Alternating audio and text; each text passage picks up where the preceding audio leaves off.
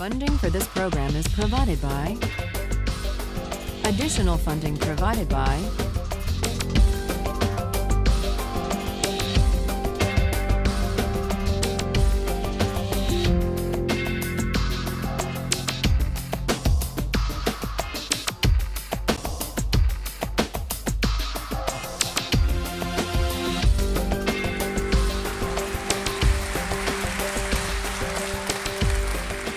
This is a course about justice, and we begin with a story. Suppose you're the driver of a trolley car, and your trolley car is hurtling down the track at 60 miles an hour, and at the end of the track, you notice 5 workers working on the track. You try to stop, but you can't. Your brakes don't work. You feel desperate because you know that if you crash into these 5 workers, they will all die. Let's assume you know that for sure. And so you feel helpless until you notice that there is, off to the right, a side track. And at the end of that track, there's one worker working on the track. Your steering wheel works, so you can turn the trolley car, if you want to, onto the side track, killing the one, but sparing the 5. Here's our first question. What's the right thing to do? What would you do? Let's take a poll. How many would turn the trolley car onto the side track? Raise your hands. How many wouldn't? How many would go straight ahead? Keep your hands up, those of you who would go straight ahead. A handful of people would. The vast majority would turn. Let's hear first. Now we need to begin to investigate the reasons why you think it's the right thing to do. Let's begin with those in the majority who would turn to go onto the side track. Why would you do it? What would be your reason? Who's willing to volunteer a reason? Go ahead, stand up. Because it can't be right to kill 5 people when you can only kill 1 person instead. It wouldn't be right to kill 5 if you could kill 1 person instead. That's a good reason. That's a good reason. Who else? Does everybody agree with that reason? Go ahead. Well, I was thinking it's the same reason on 9/11. We regard the people who flew the plane into the Pennsylvania field as heroes because they chose to kill the people in the plane and not kill more people in big buildings. So the principle there was the same on 9/11. It's a tragic circumstance, but better to kill 1 and so that 5 can live? Is that the reason most of you had, those of you who would turn? Yes? Let's hear now from those in the minority, those who wouldn't turn. Yes? Well, I think that's the same type of mentality that justifies genocide and totalitarianism. In order to save one type of race, you wipe out the other. So what would you do in this case? You would, to avoid the horrors of genocide, you would crash into the 5 and kill them? Presumably, yes. Yeah. Okay, who else? That's a brave answer. Thank you. Let's consider another trolley car case and see whether those of you in the majority want to adhere to the principle, better that 1 should die so that 5 should live. This time you're not the driver of the trolley car, you're an onlooker. You're standing on a bridge overlooking a trolley car track. And down the track comes a trolley car. At the end of the track are 5 workers. The brakes don't work. The trolley car is about to careen into the 5 and kill them. And now, you're not the driver. You really feel helpless until you notice standing next to you, leaning over the bridge, is a very fat man. And you could give him a shove. He would fall over the bridge onto the track, right in the way of the trolley car. He would die, but he would spare the 5. Now, how many would push the fat man over the bridge? Raise your hand. How many wouldn't? Most people wouldn't. Here's the obvious question. What became of the principle? Better to save 5 lives even if it means sacrificing 1. What became of the principle that almost everyone endorsed in the first case? I need to hear from someone who was in the majority in both cases. How do you explain the difference between the two? Yes?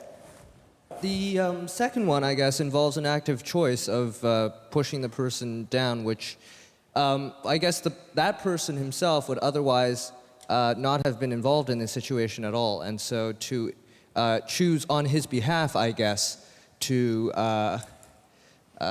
involve him in something that he otherwise would have escaped is, I guess, more than what you have in the first case, where the 3 parties, the driver and the 2 sets of workers, are already, I guess, in the situation. But the guy working, the one on the track off to the side, he didn't choose to sacrifice his life any more than the fat man did he? That's true, but he was on the tracks. And you... This guy was on the bridge. Go ahead, you can come back if you want. All right, it's a hard question. All right, you did well. You did very well. It's a hard question. Who else can find a way of reconciling the reaction of the majority in these 2 cases? Yes?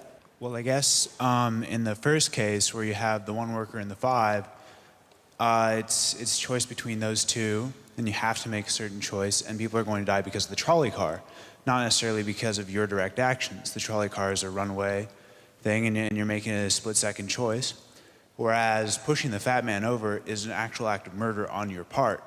You have control over that, whereas you may not have control over the trolley car. So I think it's a slightly different situation. All right, who has a reply? No, that's good. Who has a way? Who wants to reply? Is that a way out of this? I don't think that's a very good reason, because you choose to, it's either way you have to choose who dies, because you either choose to turn and kill the person, which is an active conscious thought to turn, or you choose to push the fat man over, which is also an active conscious action. So either way you're making a choice. Do you want to reply? Well, I'm not really sure that that's the case. It just still seems kind of different, the act of actually pushing someone over onto the tracks and killing him. You are actually killing him yourself. You're pushing him with your own hands. You're pushing him. And that's Right. different than steering something that is going to cause death into another. You know, it doesn't good. really sound right saying it now. No, it's good. But I'm up here. It's good. What's your name? Andrew. Andrew. Let me ask you this question, Andrew. Yes. Suppose standing on the bridge next to the fat man, I didn't have to push him. Suppose he were standing over a trap door that I could open by turning a steering wheel like that.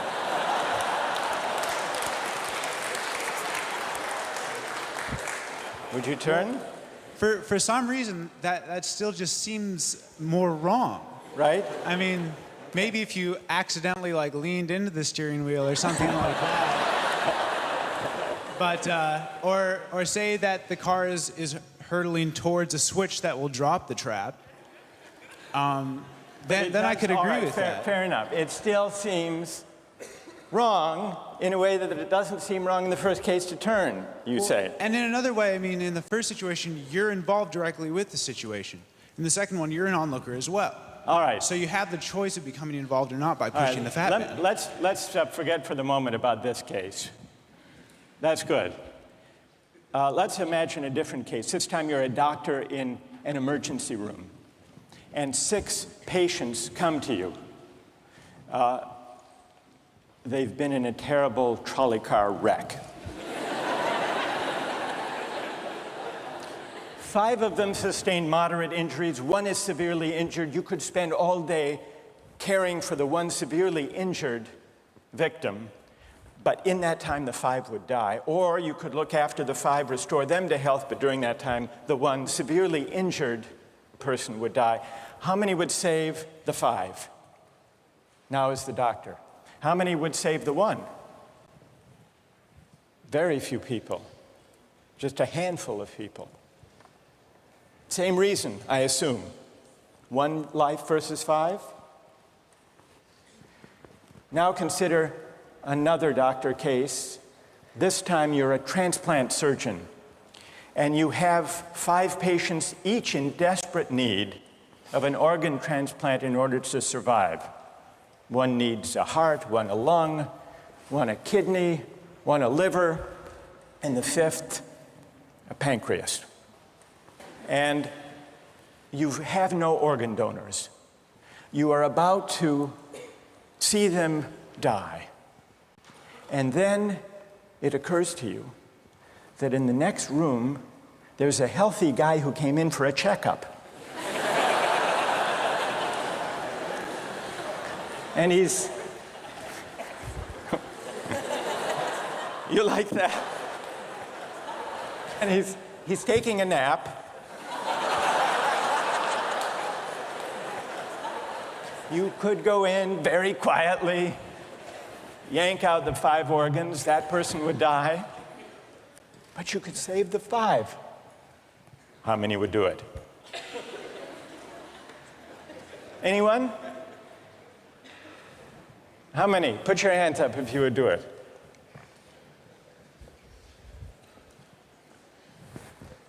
Anyone in the balcony? You would? Be careful, don't lean over too much. What? How many wouldn't? All right, what do you say? Speak up in the balcony, you who would yank out the organs. Why? I'd actually like to explore a slightly alternate possibility of just taking the 1 of the 5 who needs an organ, who dies first, and using their 4 healthy organs to save the other 4. That's a pretty good idea. That's a great idea, except for the fact that you just wrecked the philosophical point. Well, let's step back from these stories and these arguments to notice a couple of things about the way the arguments have begun to unfold. Certain moral principles have already begun to emerge from the discussions we've had. And let's consider what those moral principles look like. The first moral principle that emerged in the discussion said the right thing to do, the moral thing to do, depends on the consequences that will result from your action. At the end of the day, better that 5 should live, even if 1 must die. That's an example of consequentialist moral reasoning. Consequentialist moral reasoning locates morality in the consequences of an act, in the state of the world that will result from the thing you do. But then we went a little further, we considered those other cases, and people weren't so sure about consequentialist moral reasoning. When people hesitated to push the fat man over the bridge or to yank out the organs of the innocent patient, people gestured toward reasons having to do with the intrinsic quality of the act itself. Consequences be what they may. People were reluctant. People thought it was just wrong, categorically wrong, to kill a person, an innocent person, even for the sake of saving 5 lives. At least people thought that in the second version of each story we considered.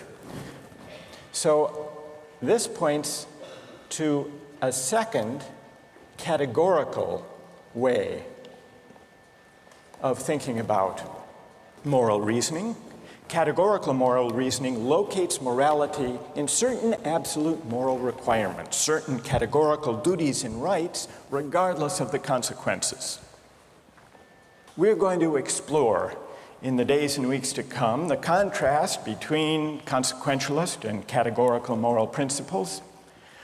The most influential example of consequential moral reasoning is utilitarianism, a doctrine invented by Jeremy Bentham, the 18th century English political philosopher.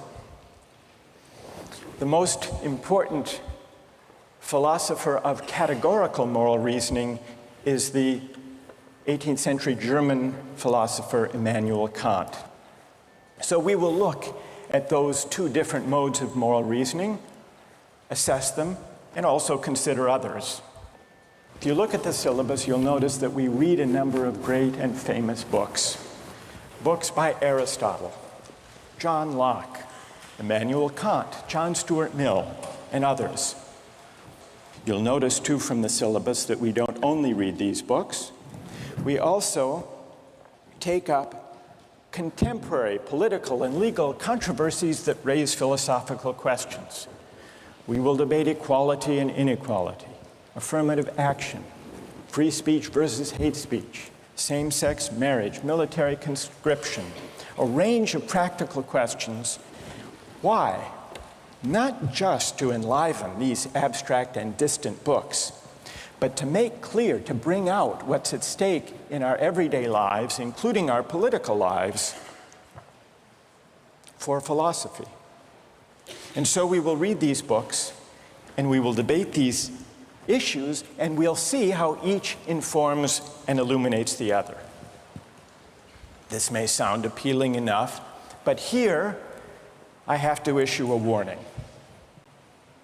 And the warning is this: to read these books in this way, as an exercise in self-knowledge, to read them in this way carries certain risks. Risks that are both personal and political. Risks that every student of political philosophy has known. These risks spring from the fact that philosophy teaches us and unsettles us by confronting us with what we already know. There's an irony. The difficulty of this course consists in the fact that it teaches what you already know. It works by taking what we know from familiar, unquestioned settings and making it strange. That's how those examples worked. The hypotheticals with which we began, with their mix of playfulness and sobriety.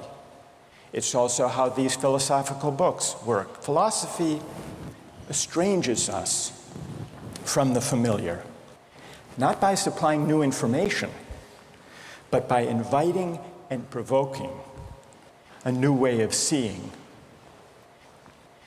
But, and here's the risk, once the familiar turns strange, it's never quite the same again. Self-knowledge is like lost innocence. However unsettling you find it, it can never be unthought or unknown.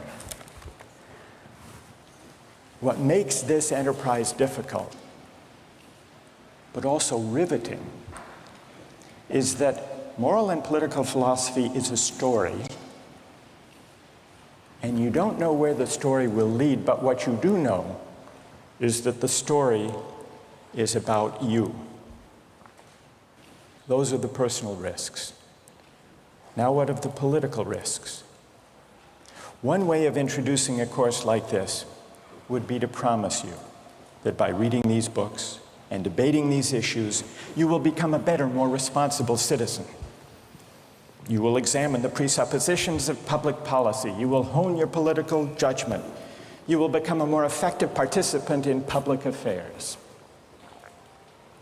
But this would be a partial and misleading promise. Political philosophy, for the most part, hasn't worked that way.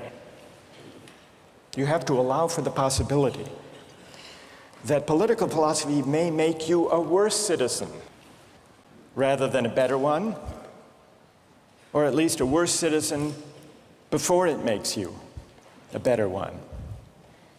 And that's because philosophy is a distancing, even debilitating activity. And you see this going back to Socrates. There's a dialogue, the Gorgias, in which one of Socrates' friends, Callicles, tries to talk him out of philosophizing. Callicles tells Socrates, philosophy is a pretty toy if one indulges in it with moderation at the right time of life. But if one pursues it further than one should, it is absolute ruin. Take my advice, Callicles says. Abandon argument. Learn the accomplishments of active life. Take for your models not those people who spend their time on these petty quibbles, but those who have a good livelihood and reputation and many other blessings. So Callicles is really saying to Socrates, quit philosophizing, get real, go to business school.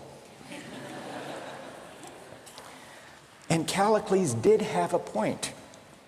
He had a point because philosophy distances us from conventions, from established assumptions, and from settled beliefs. Those are the risks, personal and political.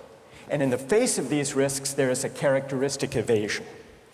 The name of the evasion is skepticism. It's the idea, well, it goes something like this. We didn't resolve once and for all either the cases or the principles we were arguing when we began.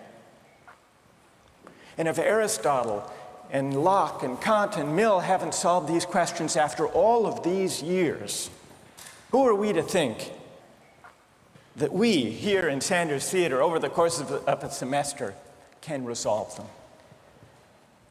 And so maybe it's just a matter of each person having his or her own principles and there's nothing more to be said about it. No way of reasoning. That's the evasion of skepticism, to which I would offer the following reply. It's true, these questions have been debated for a very long time. But the very fact that they have recurred and persisted may suggest that though they're impossible in one sense, they're unavoidable in another. And the reason they're unavoidable, the reason they're inescapable, is that we live some answer to these questions every day. So skepticism, just throwing up your hands and giving up on moral reflection, is no solution. Immanuel Kant described very well the problem with skepticism when he wrote, "Skepticism is a resting place for human reason, where it can reflect upon its dogmatic wanderings, but it is no dwelling place for permanent settlement. Simply to acquiesce in skepticism," Kant wrote, "can never suffice to overcome the restlessness of reason." I've tried to suggest through these stories and these arguments some sense of the risks and temptations, of the perils and the possibilities. I would simply conclude by saying that the aim of this course is to awaken the restlessness of reason and to see where it might lead. Thank you very much.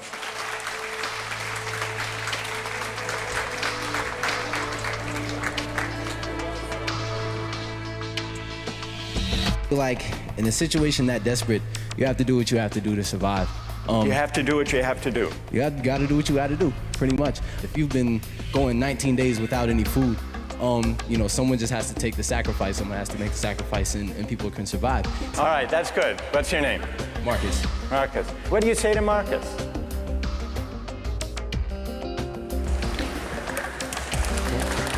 Last time,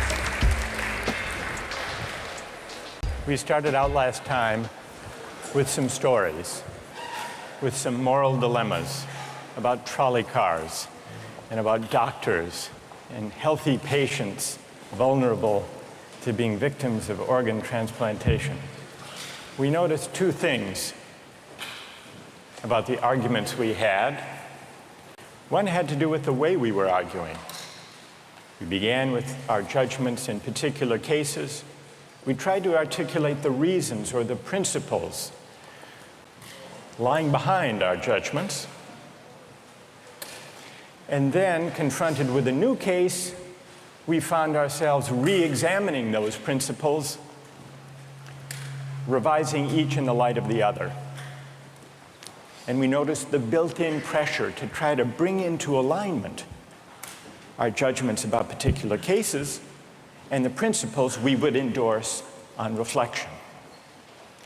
We also noticed something about the substance of the arguments that emerged from the discussion. We noticed that sometimes we were tempted to locate the morality of an act in the consequences, in the results, in the state of the world that it brought about. And we called this consequentialist moral reasoning. But we also noticed that in some cases, we weren't swayed only by the result. Sometimes, many of us felt that not just consequences, but also the intrinsic quality or character of the act matters morally. Some people argued that there are certain things that are just categorically wrong, even if they bring about a good result, even if they save 5 people at the cost of 1 life. So we contrasted consequentialist moral principles with categorical ones. Today, and in the next few days, we will begin to examine one of the most influential versions of consequentialist moral theory, and that's the philosophy of utilitarianism.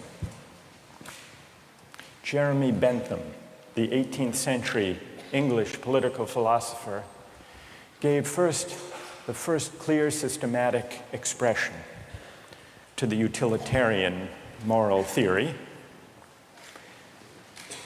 And Bentham's idea, his essential idea, is a very simple one, with a lot of morally intuitive appeal. Bentham's idea is the following: the right thing to do, the just thing to do, is to maximize utility. What did he mean by utility? He meant by utility the balance of pleasure over pain, happiness over suffering. Here's how he arrived at the principle of maximizing utility. He started out by observing that all of us, all human beings, are governed by 2 sovereign masters, pain and pleasure. We human beings like pleasure and dislike pain. And so we should base morality, whether we're thinking about what to do in our own lives, or whether as legislators or citizens we're thinking about what the laws should be. The right thing to do individually or collectively is to maximize, act in a way that maximizes the overall level of happiness. Bentham's utilitarianism is sometimes summed up with the slogan, the greatest good for the greatest number. With this basic principle of utility on hand, let's begin to test it and to examine it by turning to another case, another story, but this time not a hypothetical story, a real-life story, the case of the Queen versus Dudley and Stevens. This was a 19th century British law case that's famous and much debated in law schools. Here's what happened in the case. I'll summarize the story, then I want to hear how you would rule. imagining that you're the jury. A newspaper account of the time described the background. A sadder story of disaster at sea was never told than that of the survivors of the yacht Mignonette. The ship foundered in the South Atlantic, 1,300 miles from the Cape. There were 4 in the crew. Dudley was the captain. Stevens was the first mate. Brooks was a sailor. All men of excellent character, or so the newspaper account tells us. The 4th crew member was the cabin boy, Richard Parker, 17 years old. He was an orphan. He had no family. And he was on his first long voyage at sea. He went, the news account tells us, rather against the advice of his friends. He went in the hopefulness of youthful ambition, thinking the journey would make a man of him. Sadly, it was not to be. The facts of the case were not in dispute. A wave hit the ship, and the Mignonette went down. The 4 crew members escaped to a lifeboat. The only food they had were 2 cans of preserved turnips, no fresh water. For the first 3 days, they ate nothing. On the 4th day, they opened one of the cans of turnips and ate it. The next day, they caught a turtle. Together with the other can of turnips, the turtle enabled them to subsist for the next few days, and then for 8 days, they had nothing. No food, no water. Imagine yourself in a situation like that. What would you do? Here's what they did. By now, the cabin boy, Parker, is lying at the bottom of the lifeboat in the corner because he had drunk seawater against the advice of the others, and he had become ill, and he appeared to be dying. So on the 19th day, Dudley, the captain, suggested that they should all have a lottery, that they should draw lots to see who would die to save the rest. Brooks refused. He didn't like the lottery idea. We don't know whether this was because he didn't want to take the chance or because he believed in categorical moral principles. But in any case, no lots were drawn. The next day, there was still no ship in sight, so Dudley told Brooks to avert his gaze, and he motioned to Stevens that the boy Parker had better be killed. Dudley offered a prayer. He told the boy his time had come, and he killed him with a penknife, stabbing him in the jugular vein. Brooks emerged from his conscientious objection to share in the gruesome bounty. For 4 days, the 3 of them fed on the body and blood of the cabin boy. True story. And then they were rescued. Dudley describes their rescue in his diary with staggering euphemism, quote, "On the 24th day, as we were having our breakfast, a ship appeared at last. The 3 survivors were picked up by a German ship. They were taken back to Falmouth in England, where they were arrested and tried. Brooks turned state's witness. Dudley and Stevens went to trial. They didn't dispute the facts. They claimed they had acted out of necessity. That was their defense. They argued, in effect, better that one should die so that 3 could survive. The prosecutor wasn't swayed by that argument. He said murder is murder, and so the case went to trial. Now imagine you are the jury, and just to simplify the discussion, put aside the question of law, and let's assume that you as the jury are charged with deciding whether what they did was morally permissible or not. How many would vote not guilty, that what they did was morally permissible?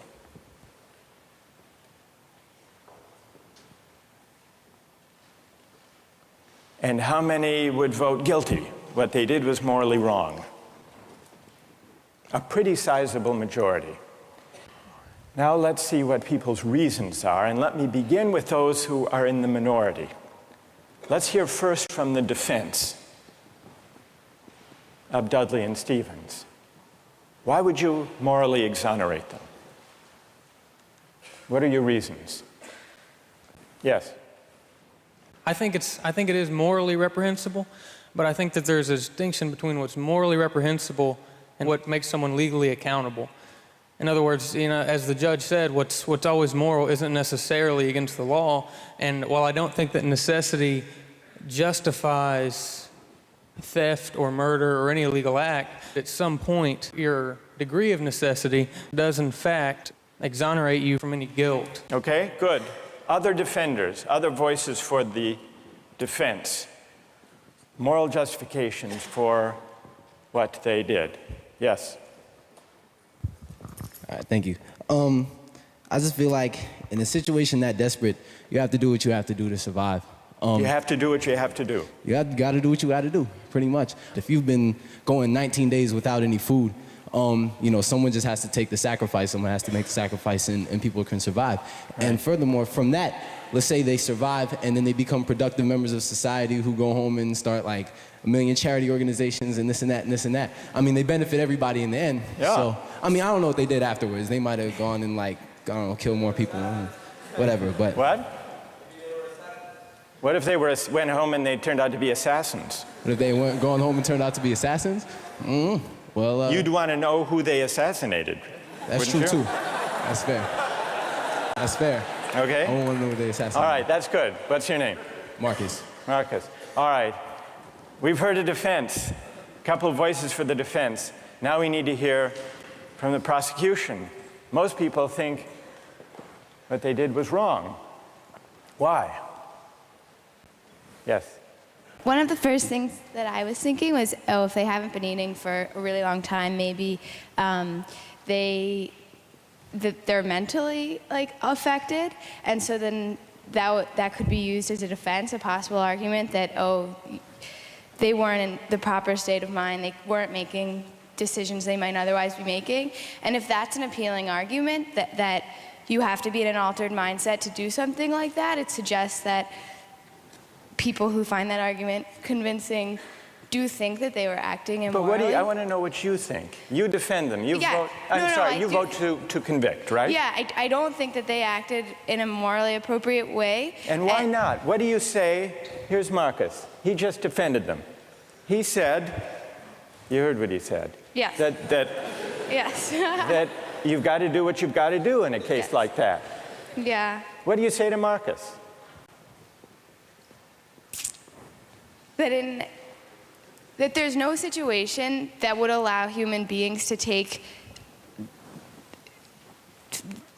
the idea of fate or that the other people's lives in their own hands, that we don't have that kind of power. Good. Okay. Thank you. And what's your name? Britt. Britt? Yes. Okay. Who else?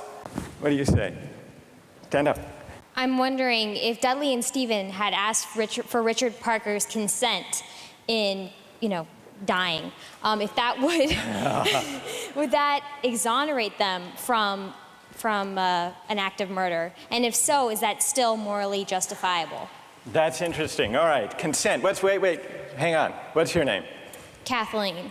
Kathleen says, suppose they had asked, what would that scenario look like? So in the story, Dudley is there, penknife in hand, but instead of the prayer, or before the prayer, he says, Parker, would you mind?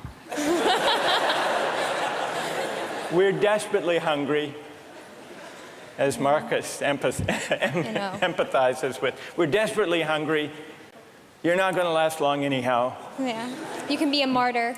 Would you be a martyr? Yeah. How about it, Parker?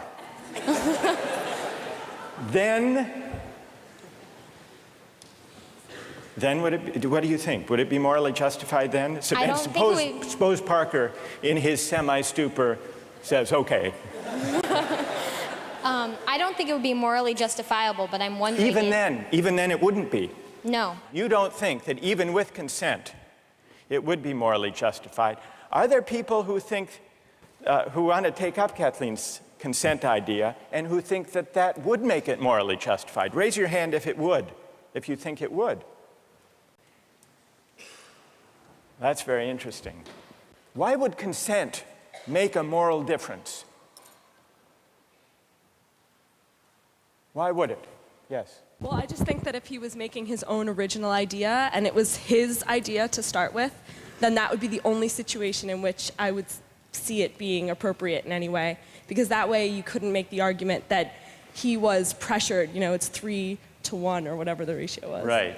And I think that if he was making a decision to give his life, then he took on the agency to sacrifice himself, which some people might see as admirable, and other people might disagree with that decision.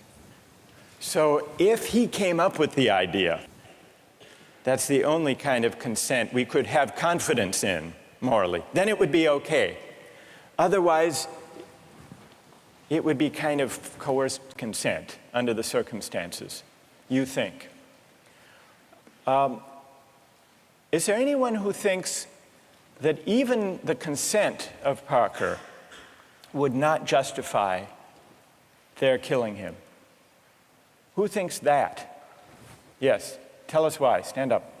I think that Parker would be killed with the hope that the other crew members would be rescued. So there's no definite reason that he should be killed because you don't know when they're going to get rescued. So if you kill him, it's killing him in vain. Do you keep killing a crew member until you're rescued and then you're left with no one? Because someone's going to die eventually. Well, the moral logic of the situation seems to be that they would keep on picking off the weakest, maybe, one by one, until they were rescued. And in this case, luckily, they were rescued when 3 at least were still alive. Now, if Parker did give his consent, would it be all right, do you think, or not? No. No. It still wouldn't be right. And tell us why it wouldn't be all right. First of all, cannibalism, I believe, is morally incorrect. So you shouldn't be eating a human anyway. So cannibalism is morally objectionable as such. So then, even on the scenario of waiting until someone died, still it would be objectionable. Yes, to me personally. I feel like it all depends on one's personal morals. And like we can't sit here and just, like this is just my opinion. Of course, other people are going to disagree. But well, we'll see. Let's see what their disagreements are, and then we'll see if they have reasons that can persuade you or not. Let's try that. All right.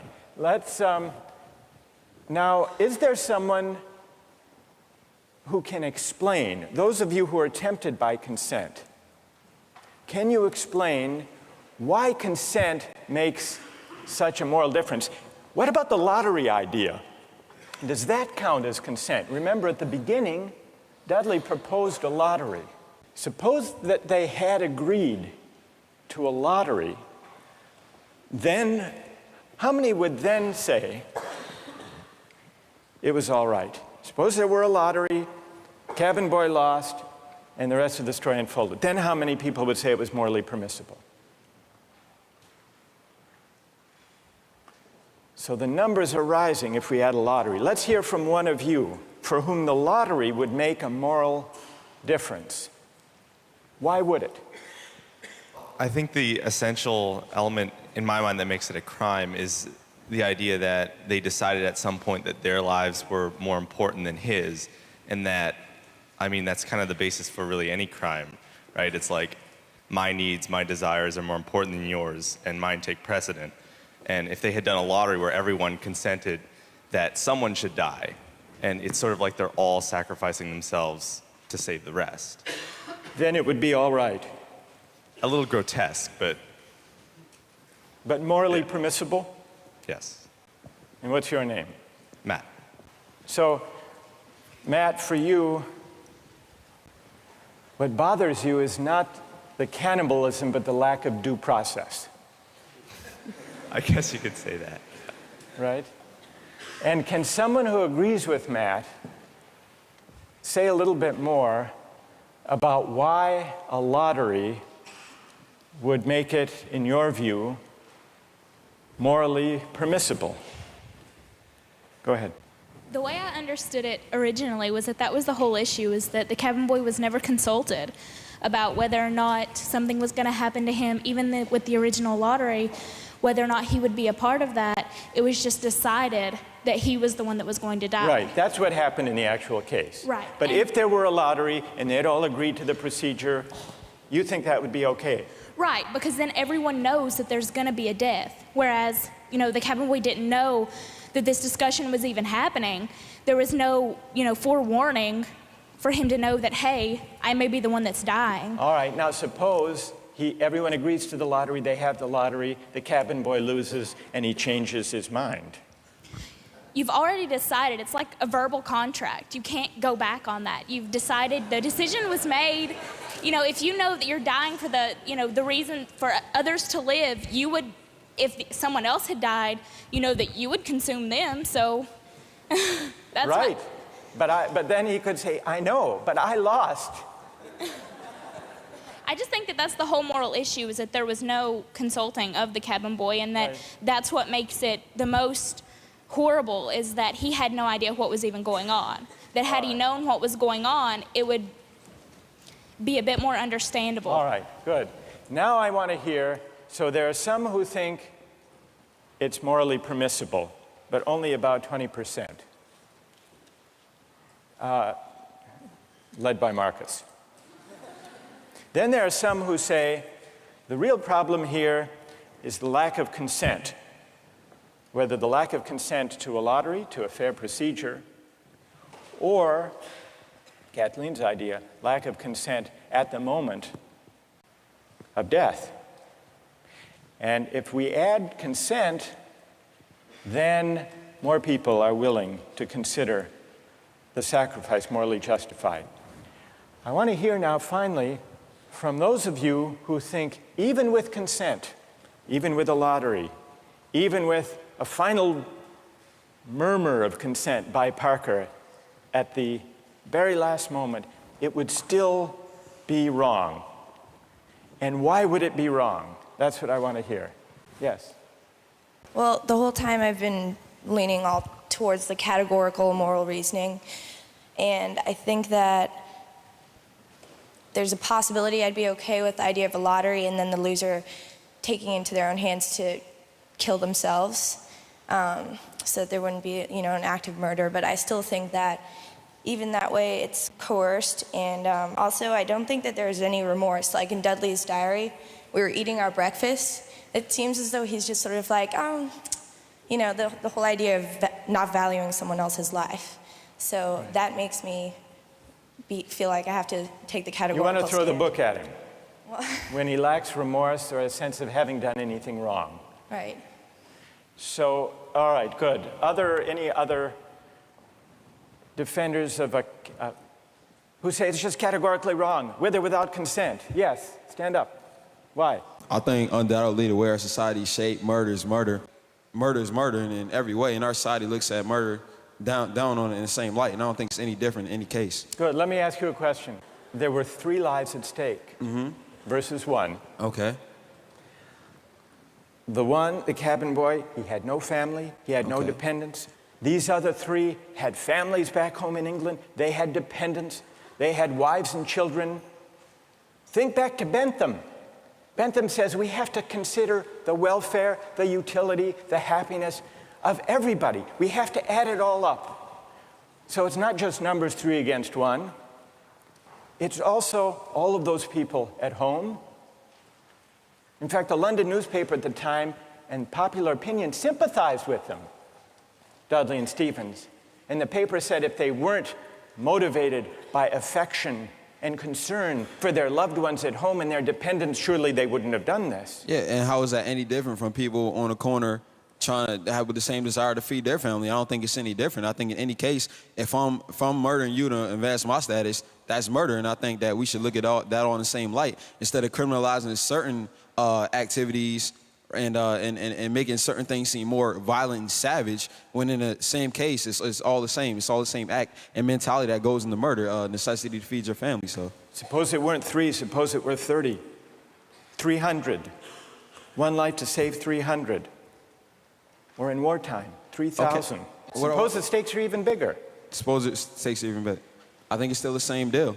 Do you think Bentham is wrong to say the right thing to do is to add up the collective happiness? You think he's wrong about that? I don't think he's wrong, but I think murder is murder in any case. Yeah, well, then Bentham has to be wrong. If you're right, he's wrong. Okay, then he's wrong. All right. I'm right. Thank you. Well done. All right, let's step back from this discussion and notice how many objections have we heard to what they did. We heard some defenses of what they did. The defenses had to do with necessity, their dire circumstance, and, implicitly at least, the idea that numbers matter. And not only numbers matter, but the wider effects matter. Their families back home, their dependents. Parker was an orphan. No one would miss him.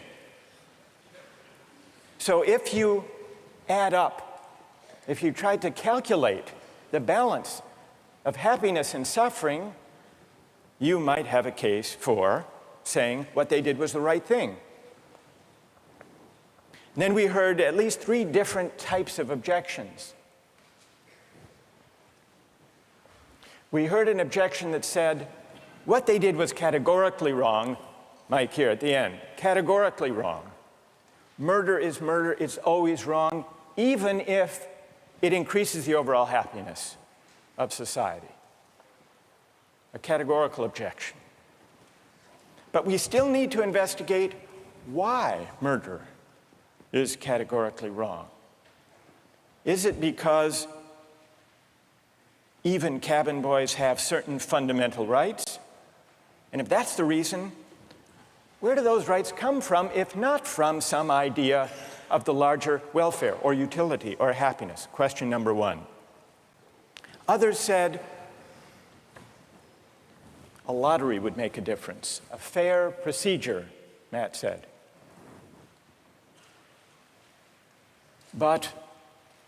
And some people were swayed by that. That's not a categorical objection exactly.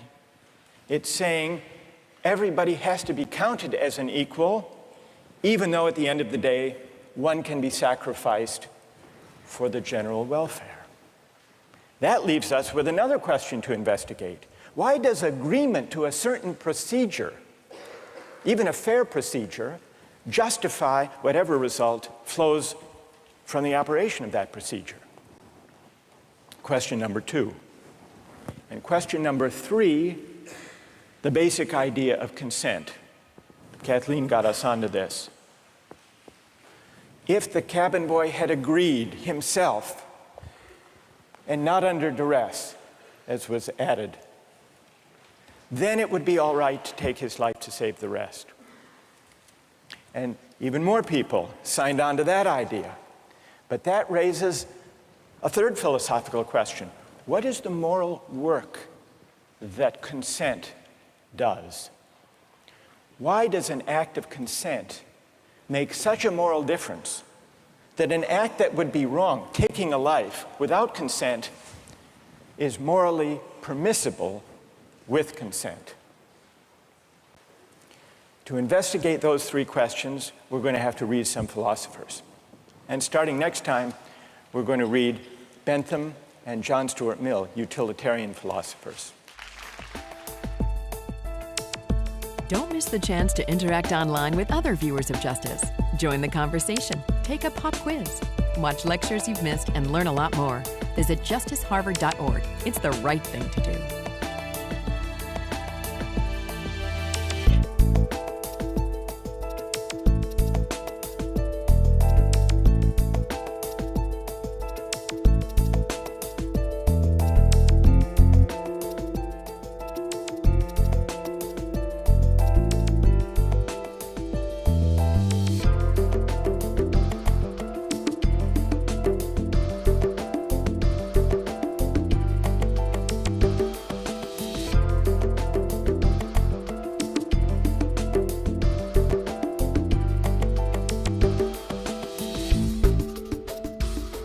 Funding for this program is provided by... Additional funding provided by